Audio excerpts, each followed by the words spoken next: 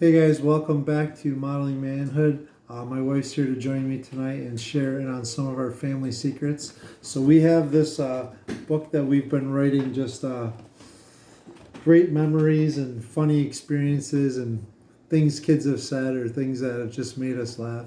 And sometimes on rough days, we just get it out and we laugh, and the kids are like, keep reading, keep reading, keep reading. And we're going to start off with little segment from our oldest son, if you want to read this. So he came to us and said, he was 3. He had just turned 3, and he came running saying, "Mom, I measured the counter." And I responded, "Oh, you did?" And he's like, "Yeah, it's 30 many pounds." So 30 many pounds is kind of the topic for today. And I was just thinking in Proverbs 20, if you go to verse 10, it says, unequal weights and unequal measures are both alike, an abomination to the Lord. And then it goes on, verse 11. I think you got a story picked out for that one too. It says, even a child makes himself known by his acts, by whether his conduct is pure and upright. And our same son that we were just talking about also had this brilliant idea once. And I'm going to let my wife share this story because she... So I was doing laundry on the couch, and it says tonight he was helping with laundry and turning on the dryer and helping fold. And I said, when you get a little older, you can help with jobs around the house. What would you like to do? Would you like to do the laundry or the dishes? And his response was breathtaking. So just listen here. He said, I would like to be in charge of punishments. I want to give spanks and tell people to go sit on the couch and time out. And when they ask if they can get up, I will tell them, no, you can't.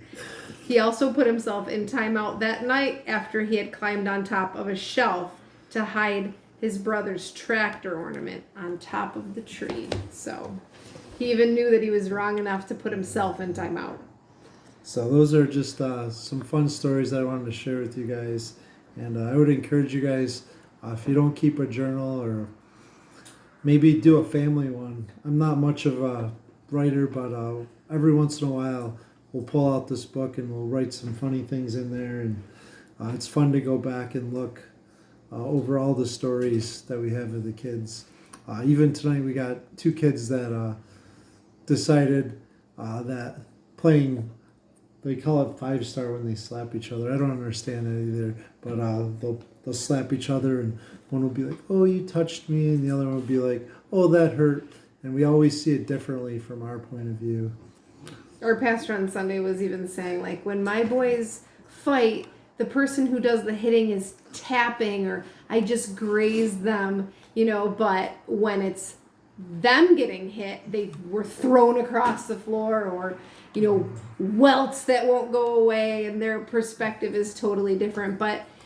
And I don't know if it's the same for guys. It's probably a little bit more emotional for moms, but we feel like we're like the worst parents ever when we have to discipline our kids. It's a tough job. And you're like, are we messing them up and whatever? But if you give them time to soak in their consequence, still love them, still go up, check on them, let them know, I still love you, this is still your consequence, but I need you to know I'm still here even though you're upset.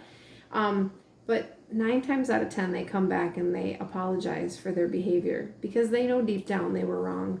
And so give them an opportunity to do that. If you only ever go back and on your word and you take away their consequences, they don't have an opportunity to be humbled enough to say that they were wrong. And like, they need to lead us, like let the children lead us. It's like right? The verse says, even a child makes himself known by his acts. And as adults, we make ourselves known by our actions too. So thank you guys for joining us here at Modeling Manhood, and let's do it together. Remember to mirror your Maker and journey with Jesus.